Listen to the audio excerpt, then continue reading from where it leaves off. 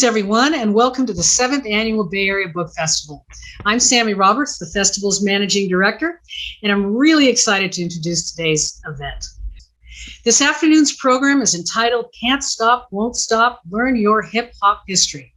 We're thrilled to have with us today Jeff Chang, Dave Cook, also known as, or I should say affectionately known as Davey D, and of course our moderator, Madison Harvey from Cinnamongirl Incorporated, an acclaimed leadership development organization that empowers young women of color to be the visionaries and contributors that our world needs. A very special thanks to Wareham Development and 510families.com for sponsoring our 2021 youth program. Your support is greatly appreciated. Before kicking things over to Madison, let me just add that we are delighted to showcase the YA version of Jeff and Dave's book, which the New Yorker hails as one of the most urgent and passionate histories of popular music ever written, and that LA Weekly says should be on the shelves of every high school and college library. So without further ado, please welcome our moderator, Madison Harvey. Take it away, Madison. Thank you so much. Welcome to the Bay Area Book Festival's virtual festival. I am Madison Harvey from Cinnamongirl, and I'm excited to talk today with authors Jeff Chang and Dave Davey D Cook. Jeff Chang has written extensively on culture, politics, the arts, and music. Born and raised in Honolulu, Hawaii, he is a graduate of Ohlone School, the University of California at Berkeley, and the University of California at Los Angeles. Davey D was born and raised in Bronx and is now a longtime resident of Oakland. He is a graduate of Cal Berkeley and nationally recognized as a journalist, adjunct professor at San Francisco State, hip-hop historian, political commentator, and talk show host, radio programmer, media justice, and community activist. Thank you again for being able to talk to me today. I wanted to start off the conversation just by hearing about when you both fell in love with hip hop. I can tell that you guys both have a deep connection with the history. And tell me a story about how you knew that hip hop was your passion. Let's start with Jeff.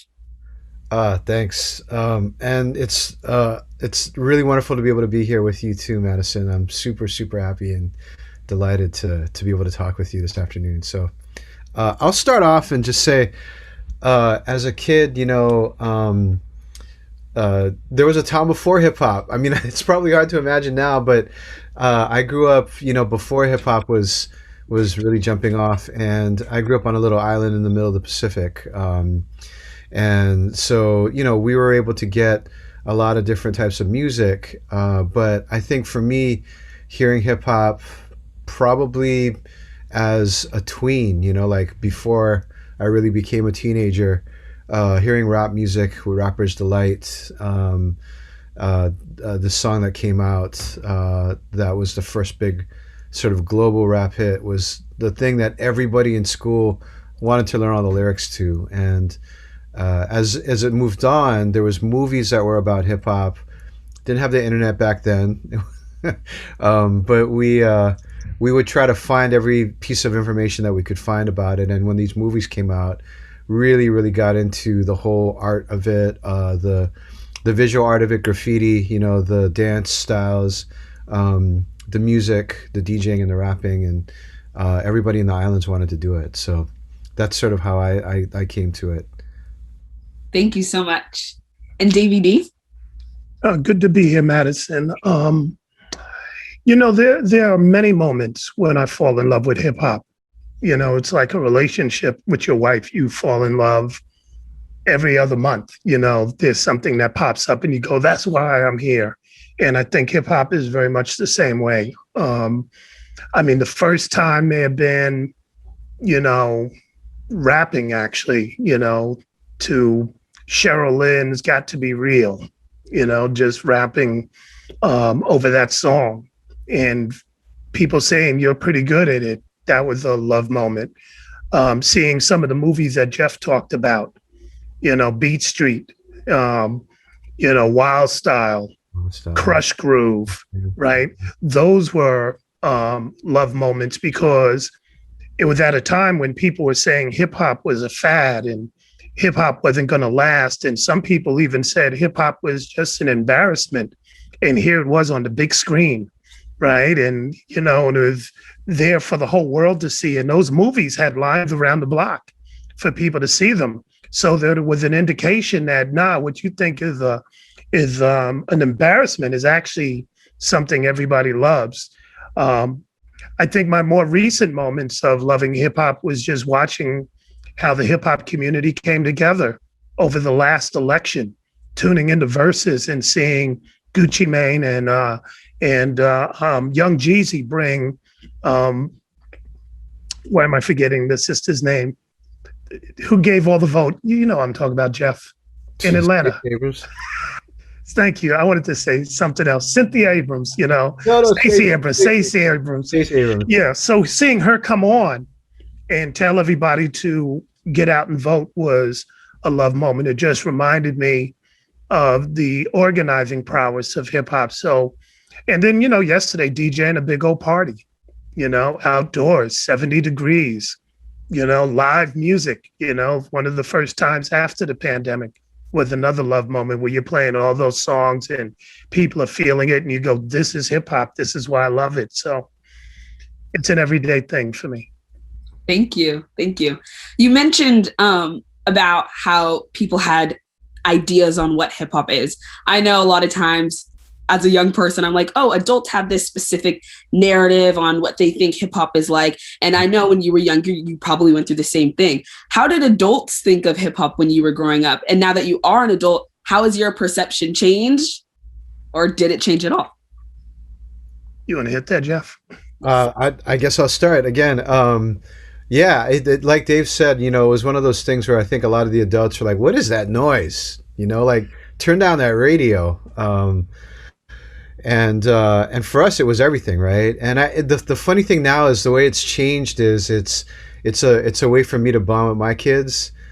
So we can argue now about like what generation of hip hop is better than the other, and I know I'm right, but they think they're right, and they've got a lot of proof to back their argument up. So we can argue all the time about I don't know this rapper versus that rapper. So I like that. Back in the day, it was a thing that made me feel like, I'm not going to be like my parents. And nowadays, my poor kids have to deal with me being like, "Oh no, you're a rap generation." No, you know what I mean? It's so it's funny how things have kind of changed. Yeah, when I came up, it was definitely seen as an embarrassment. I remember my mom saying, you're not going to walk around with your hat backwards and you're not going to be getting your clothes dirty on the floor, spinning around. This was when we were trying to do, the early stages of breakdancing. My grandma, when she saw us breaking, holding her little glass of wine and sitting back and saying, you people ain't nothing. Because when I was younger, and she would give us these stories about how they were doing the Lindy Hop and the Jitterbug and all these dances back in her days. So yeah, it was an embarrassment when we came up. And even when I went to school, people were like, I don't know if this hip hop thing is really going to be all that. Now, some of the very same professors that I had actually want to teach the classes that I now teach as a professor. And now they want to go back in their history and talk about, oh, hip hop is a great thing. It's part of the Black tradition. And it's like, nah, sir, we remember when you didn't like it. So the thing is that hip hop brings community together. And I think we now see that hip hop is, it's a demonstration of our collective and individual talents. We now see that. It's been a moneymaker. You want to sit back and ask who funded many of these marches and demonstrations? We could start naming off everybody from Young Jeezy to Jay-Z to you name it. A lot of people, Master P, early on were the ones that like, I'm not a politician, but let me make sure you guys are taken care of. Let me make sure that you all have enough money to do these events. Very much in the tradition that Harry Belafonte and Sidney Poitier and other well-known artists and actresses got together and said to Dr. King, we got you on this. Well, a lot of people in our hip hop generation have had us, on our journey for social justice. So I think many adults have had to come around, but to go back to Jeff's point, yeah, we definitely have these debates now with younger generations about, well, Post Malone and Nicki, they're all right, but Lauryn Hill, I'm sorry, she was much better, But that's said in fun and not with any venom. We like debating sports teams. So yeah, absolutely. My team is number one. That's just it. Definitely. Through reading your book, I just realized how historically rich hip hop is. And I wanted to know a little bit about your research process. How long did it take you to complete understanding all of the intricate parts like graffiti and learning about house parties and DJing and MCing? What was that like? And let's hear it first from Davey D.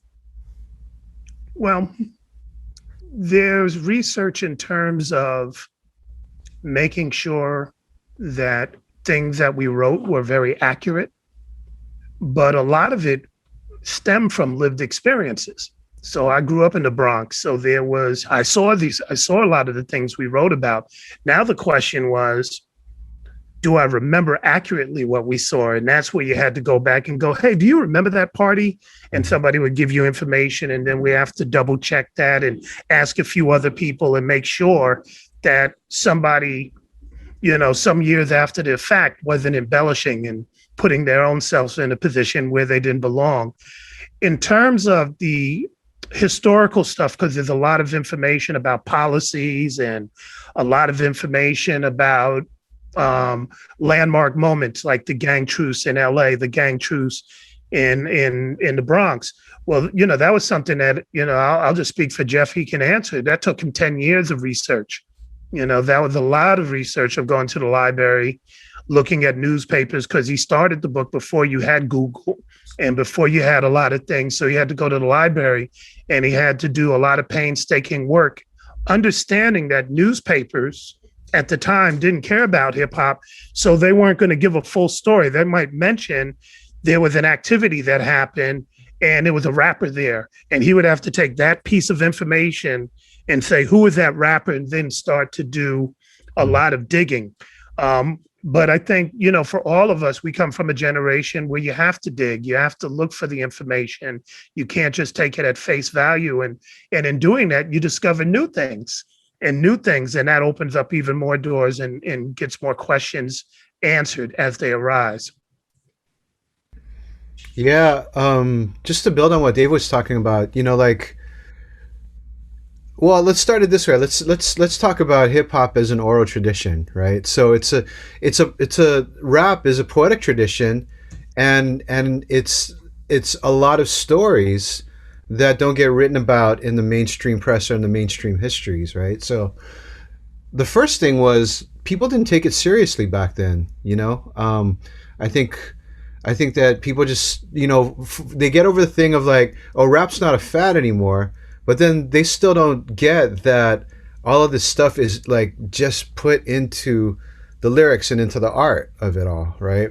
So we're reading the writing on the wall, the graffiti on the wall. We're listening to the music. We're studying the beats. We're trying to find out where the music comes from, and we're listening to the lyrics where people are telling stories about what they're going through in their neighborhoods. So we took it seriously as kids, and you get to a certain age and you're like, wow, there's no reason that we shouldn't take this seriously, right? This is the continuation of an oral tradition that folks have had for thousands of years, and so that becomes our basis for research and for finding out different types of things. So that's where we started like learning things more about like what was happening with the street gangs in the Bronx before hip hop really started getting going, and then to kind of think about like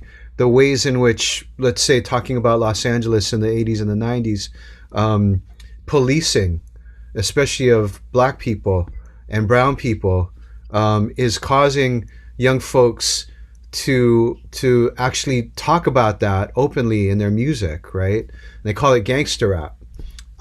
So taking young people's stories seriously, that was really the beginning point of the research. And just saying that all that we did was to take a lot of the stuff that we learned from each other, from our peers, and from artists, people that we looked up to, and elaborated on that and put it into a book form. It doesn't make it more powerful or more important because we put it into a book. It's just that we were able to transpose it into a book form, so it lives in a different kind of space now. But all of that stuff is legitimate, and I think that's like one of the things that we're really, really passionate about. One thing I just want to add, that I'm glad you brought up the oral tradition, because that's important. Every community, especially many marginalized communities, Black and brown communities, Asian communities, have an oral tradition, meaning that stories are passed down from one generation to the next. So that's really important. But I also want to remind people that, we're older now, but when these books were written, we were younger. So it wasn't like taking young people's stories, it was taking our stories and giving them some validity. So that's real important. I don't want to make it seem like, also, we were young then, actually. Yeah. Yeah. So so these were but we were young ones. Yeah. But those were our stories. And I want to say that because I think it's important for people that are listening to understand that everybody in this audience has a story to tell. And those stories are important. So maybe myself and Jeff, who are older, we may go, I don't really care about what's going on at the lake. I don't go to the lake anymore. I'm looking at Lake Merritt right now. But the people that are at the lake might say, there's lots of things going on. There's a party going on. There's a new group that's performing. There's, activities that you find important and that are going to maybe hold, be something that you hold dearly years down the road. Those stories become important, and we ask people and urge people to uplift those stories. My mom, one thing, she didn't like hip hop in the beginning, but she told me to write down my own stories, keep your own journal, tell your own things, And she said, if you don't like what people are saying, then write your own book, make your own movie. And these were things that I think many people in hip hop did over the years. They made their own records, told their own stories. And many people went to make their own movies. Those movies we mentioned, those were young people, like 20-something years old, that made those movies for themselves and told their stories. And that's the lesson that, when we talk about telling stories, we want to pass on to others. It's okay to tell your stories and uplift them. Thank you. Also, feel free, everybody watching, to submit question and answers. There's a Q&A button at the bottom.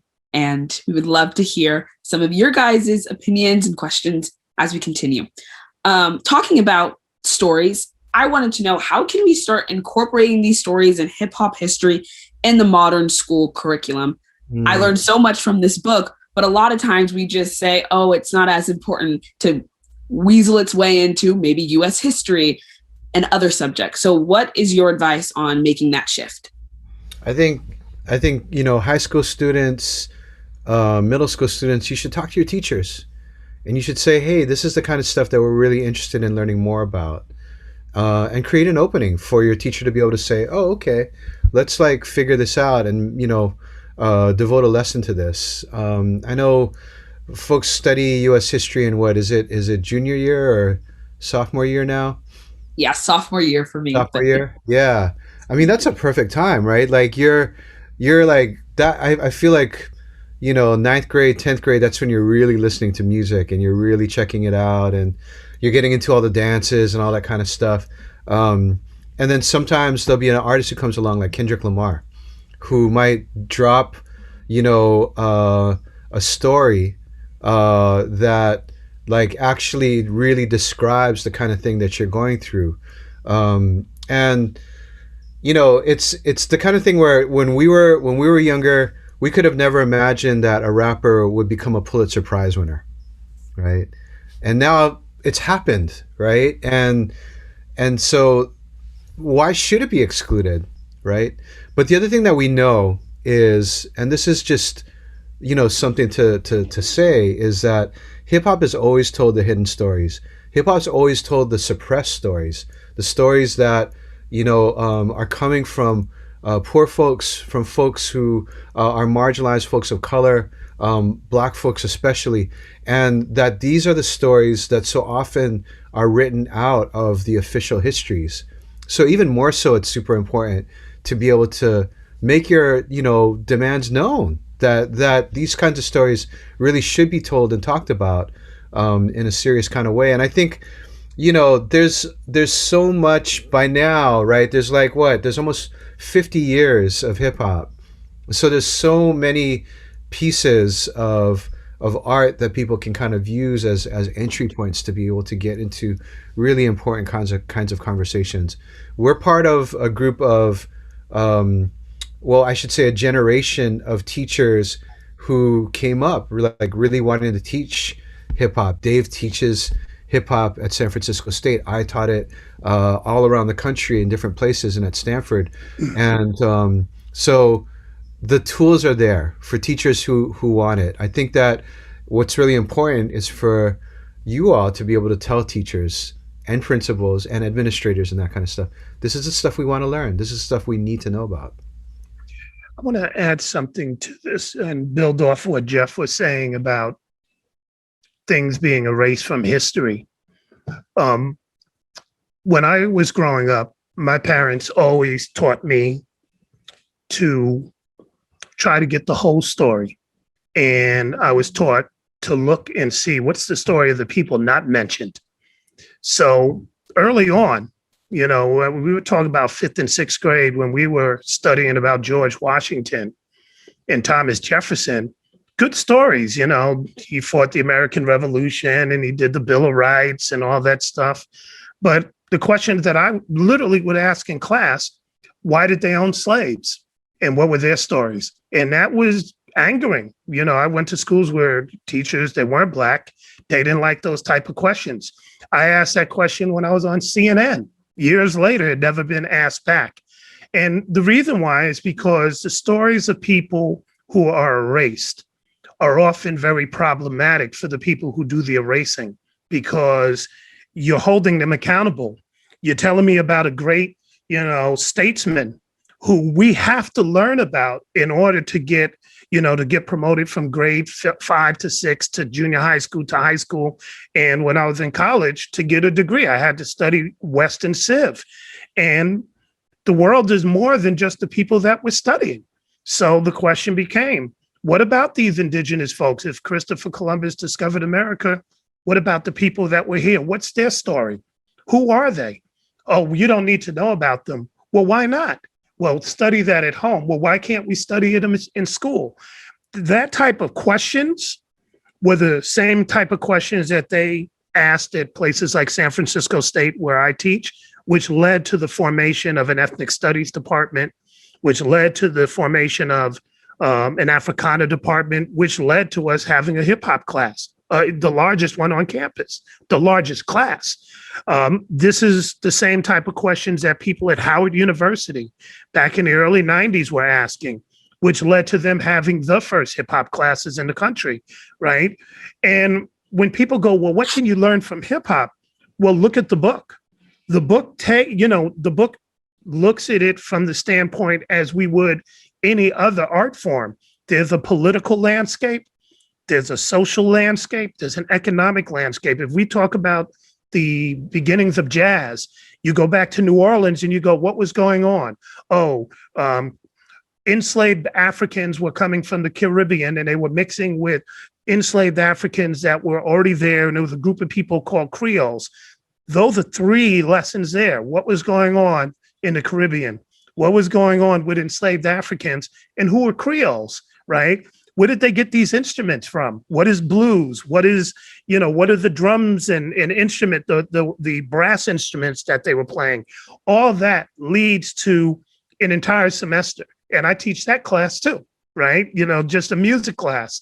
So I bring this up to say that with hip hop, I mean, you could study everything from policies around censorship to mass incarceration to just the way that people even want to do art, to the economy, to gender politics, men, women, LGBT folks, all that sort of stuff has been addressed within hip hop, more than just rappers, but people within the hip hop itself. And there's tons of records that you could pull from, but there's also written material now. There's entire, disciplines that go deep into a lot of these things. So I think, to not teach hip hop, I think shortchanges a lot of people. I think there's a deliberate and very intentional, marginalizing of communities, considering this is probably one of the largest genres of music in the entire world. How do you miss that? Thank you so much. Do you believe that now we're losing some of those messages? Like, are you in favor of the direction that hip hop is going, or is it kind of setting us back a little bit? Well, I think, that's an age-old question, because one of the lessons that you get to learn in hip hop is who's presenting it. What's on the radio is just a sliver of what hip hop is. Hip hop's going to be in the Olympics.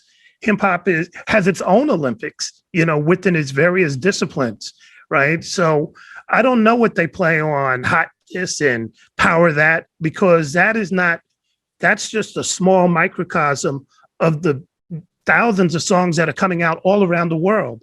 So to answer your question, I love what's going on. I think there's a lot of incredible stuff that's happening, especially internationally. And I'm loving the type of bonding that's taking place with people from various countries, including ours, and the teamwork and how they're learning from each other, et cetera, et cetera. I just had some people in my class that did documentaries on hip hop in Cuba, hip hop in Ghana, hip hop in Brazil. In fact, they're having a big premiere of music coming out of Cuba that they did. Big shout out to the Fantuzzi brothers that are from Berkeley, right? That's hip hop right there. And they have 20 documentaries deep. So what they're showing, I'm happy. Now, what corporations decide to show, I'm not that happy, but many of us aren't happy with the direction that corporations are going, period. Whether it's the food they're growing, whether it's the stuff they're delivering, a lot of things they cut corners with, and a lot of things they do, I think, that don't bring the best of us out. So yeah, that part I'm not happy with, but what's going on around the world and outside of that corporate sphere, love it. I think we're at a height right now. Mm-hmm. Yeah, absolutely. Jeff, do you have anything to add? Or? Oh, I just completely agree with Dave. I was just going to mention that the movies that he was mentioning, the Fantuzzi brothers, Eli and Khalil, who live a block away from me over here in South Berkeley, their movie's coming out tomorrow, actually. It's called Bacoso, Afrobeats from Cuba, and it's about the music scene in Cuba, like how hip-hop, they started off by doing movies about hip-hop in Cuba and in Ghana, and they're looking at how the music has evolved, right, in Cuba and the dancing, and that's the other thing to kind of point out too is like hip hop. Our history begins in the 1960s, but really it's part of like what the poet Amiri Baraka called the changing same, right? These are reflections of Afro diasporic cultural practices that go back thousands of years. And that manifests in all these different kinds of ways across the diaspora.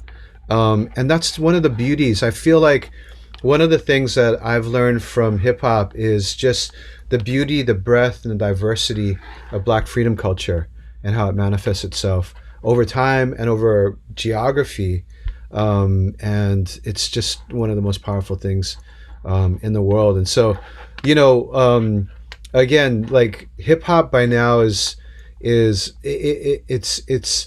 so much bigger than the songs that might get played, over and over again. Some of which I love and some of which Dave loves as well. But we are sort of embracing this big hole, and just know that there's so much stuff out there. So we have a question for you, Madison. How do you feel it's going? That's the question. I agree with everything you guys said. I think we are given a certain type of music to listen to, and I think it's hard for people kind of to branch out. And I was going to ask you guys a question on how can you find a way to listen to more just different music. I feel like a lot of time people are like boiled down to the radio or boiled down to a certain playlist that they can get off of Spotify that's pre-made. Right. So well, let me ask you this. Who do you like right now? Who you jamming to? Who am I jamming to? Yeah. If we look on your playlist, what are we going to see? I listen to a little bit of Drake, some Megan, Nicki Minaj. Okay. Mm-hmm. Yeah. Those three I listen to the most. Right. If I'm in more of like a group setting, probably just what's on the radio because I usually don't have aux. But those three. Yeah. Drake is huge, and this goes back to the question. There are people that I think that are in our generation that go, I hate Drake. And I'm like, well, you can't DJ at some of the places I go and not play Drake, right?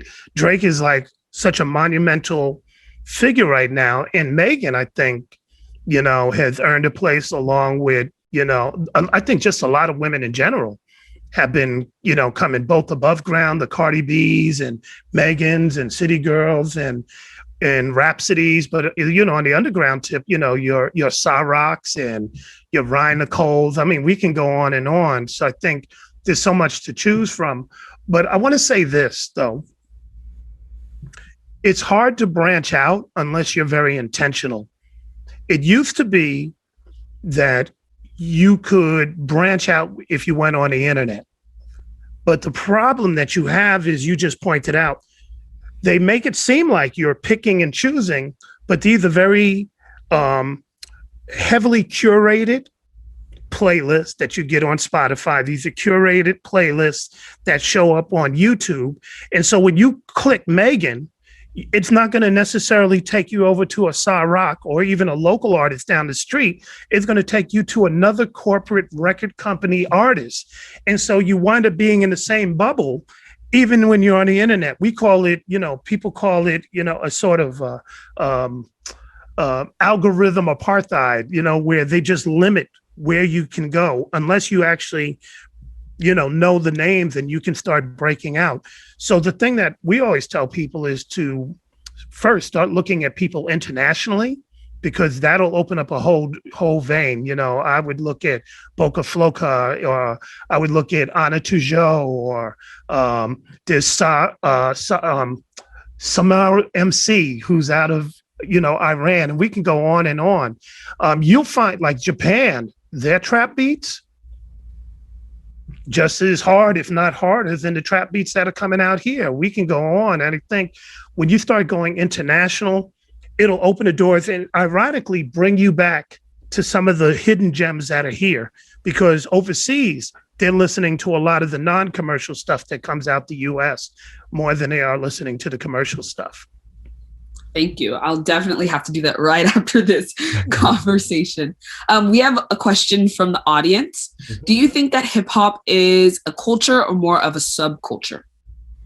It's definitely a culture. I think the term subculture used to get thrown around a lot when you talked about hip hop, because it was this idea that hip hop was just part of like some sort of a musical type of branch. But if you look at the sum of hip hop and the way that it came out, right, it included a music which included both the production of that music on the DJ side and then and rap, right, and dances that went with it as well. And then there was a whole visual kind of culture to it. And of course, as we go on, there's like the slang of it, there's the clothing of it, there's like just the whole swagger of it all. It's definitely something now that's, I'll put it this way, I think that hip hop is an expression of Black freedom. It's the current iteration of of Black freedom culture. Not to say that there aren't other forms of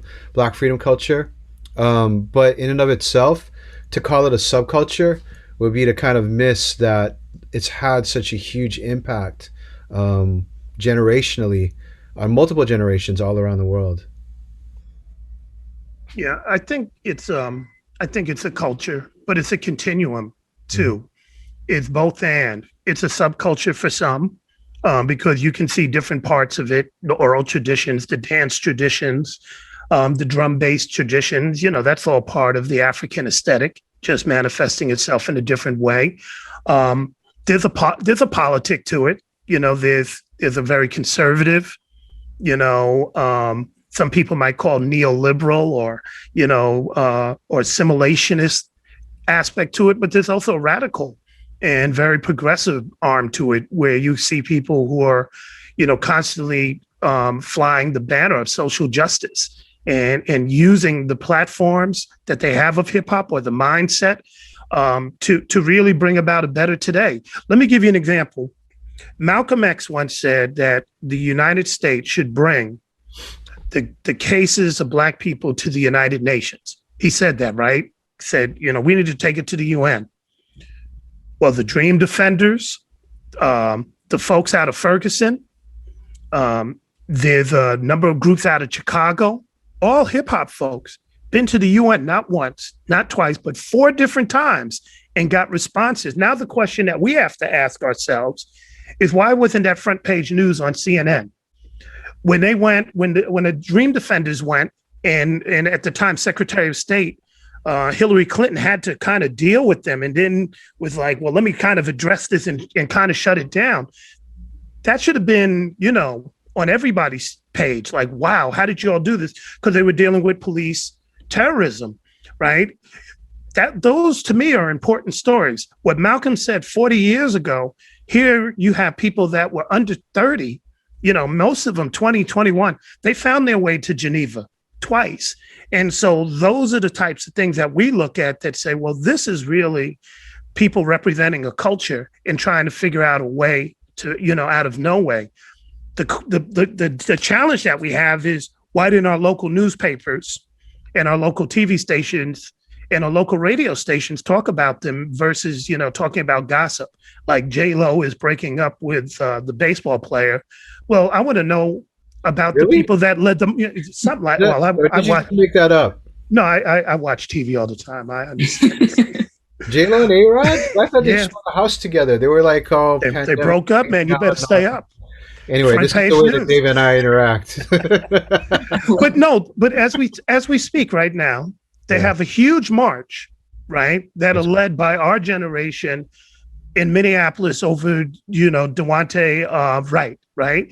You had huge marches right here led by people in our generation over in Alameda, with the killing of Mario Gonzalez, right? So those are our folks. These are people coming out of our traditions.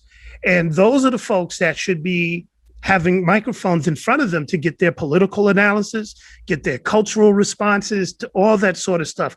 And they've been literally erased unless you raise their names. The Fantuzzi brothers, who just did a thing in Cuba, they should be on the front page, right?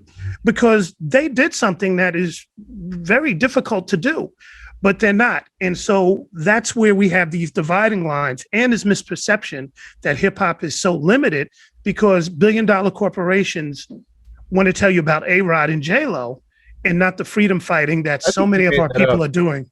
Yeah, but I learned about it on Good Morning America, as a matter of fact. Really? Okay. Yeah, it was a big story, man. You got to stay up on the news, my brother. We'll see what hip hop has to say about that. Lastly, relating it back to your guys' book, I wanted to know, what was the main message that you wanted people to take away from hip hop, and what is one misconception about hip hop that you wanted to dismantle through writing the book?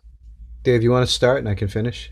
Sure. I think the one message that we wanted to get across is that hip hop builds community, and hip hop has been very intentional at a number of key moments that we outline in the book, where people came together and literally changed the landscape in response to things that they were up. In 1971, they did it. They did it in the 80s when they brought in the Afrocentric period, or the golden era. They did it when they met at the Minister Farrakhan's house to end the East-West Coast dispute after Pac and Biggie got killed. They did it, in the late 90s with the shooting death of Amadou Diallo, and Mos Def brought 32 artists together, and people continue to do that. And I think we have to study those moments and see how people responded to what they saw as crisis, what happened in New Orleans. Look at David Banner and Nelly and all those people that came together to help out folks. Those are important moments. And also, I would say the involvement of women is something that we highlighted in the book. Women have often been left out and written out of the narrative. And, we just did a panel the other day with Kool Herc and his sister, who put the party together. His sister, who was the first manager, his sister, who organized, all that sort of stuff and was the real jump off for a lot of things, Cindy Campbell. So we made sure throughout the book that when we were telling the stories, we were going, what about the women that were at that party? And then highlighting their stories and putting them alongside the traditional stories that we heard. And so we want to make sure that people are able to soak up those two aspects. And I'd say, one of the things that we came to the book recognizing is that I just, it's harder than ever to be a young person in this country, and one of the things that we really wanted to do in doing a young adult edition, right, this sort of re-up version of this book that's been around for a little while and has had a life, was to be able to make sure that we provided stories of how young people got things together and changed the world over and over and over and over again. Because I think it's easy right now. Easy is not the right word. I think it's expected that we feel hopeless. We're confronting a pandemic. You got people graduating. I know you all are graduating. You can't have ceremonies, right? Yeah, my heart breaks. My sons, their friends, and all of our nieces and nephews, the folks in the community, young folks in the community we know. The pandemic is on. It's very hard to be able to get jobs right now, and of course, over and above all of that is the ongoing crisis of racial injustice in this country. And what we have to see over and over and over again. So it's easy, I think, to be able to say, this should just make you want to go off and either just party all the time or just completely disengage. And what we've seen, being older now, no longer young, is that young folks have reacted in ways that have made things better. And so this book, Can't Stop, Won't Stop, is literally about that, about young people who wouldn't stop when they were told, you're expected to stop, right? You're expected to shut down and just sort of go on and live your lives as if you can't do anything about this. So if there's one takeaway, right, it's that. We want people to be able to read the book, feel energized and inspired by what young folks did before them, and then go out and change history themselves. Thank you. Are you changing history, Madison? I think you changed history today. Yes, having this conversation, exactly. But definitely. Awesome. There is one more question. If we can, maybe I'll say top 5 or top 3 to keep it short. But the audience is wondering what your top 3 MCs are. That's the hardest question of all. That could take us all day. Is Drake? Is Megan? And no. Who's your third? Drake, Megan, and who was your third, Madison? Nikki. Nikki, yeah. There it is. Great list, though. Yeah, whatever matter. No, I mean, that's such a hard question. Hard. Because so many people do dope things, And you wake up each day and, I feel like a high road day. I feel like it's a high road day and I'll play high road, or I feel like it's a soul sides day. That's Jeff's old crew. So maybe I want to play Black Alicious and all those guys, or it's just, it's rough. I'm liking Megan though. I like Megan. Good to hear. I like Saw Rock. People need to be on her page. SA-ROC. Saw Rock is dope. And I'm going to go international. So I think there are two people. Rebel Diaz, I bump a lot of them out of the Bronx. And Anna Tujo, be on her level out of Chile. Those are some of the folks that I like. Rocky Rivera is another one. And, as we mentioned Rocky, why not Nipsey Hussle, Mm-hmm. Been listening to a lot of digital lately, Digital Undergrounds. There's more than 3. I'm just giving names that people can just vibe to. You just gave about 12 names, actually. Yeah, but, that More was... the merrier. Yeah, that was, 2A, 2B, 2C, 3A, 3... Madison, if you're looking to hear new music, you can check out Davey's show, too. That's a place that he's always playing new stuff on KPFA, 4 o'clock every day. I'll have to check it out. Definitely. Yeah, for sure. Local station.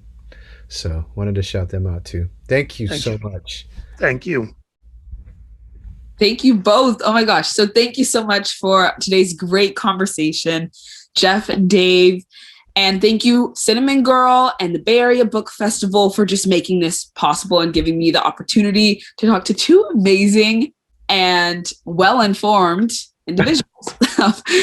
You have been watching the Bay Area Book Festival. Go to the schedule of events and youth events page to see the great conversations coming up in this virtual festival. And if you haven't already, please buy Can't Stop, Won't Stop, a hip-hop history through Green Apple Books. And tune in to next week's exciting session and have a great day, everybody. But seriously, please support them and go look at this book. It's amazing. I enjoyed it a lot. Thank you. Thank you for having us, and peace, everybody. Madison.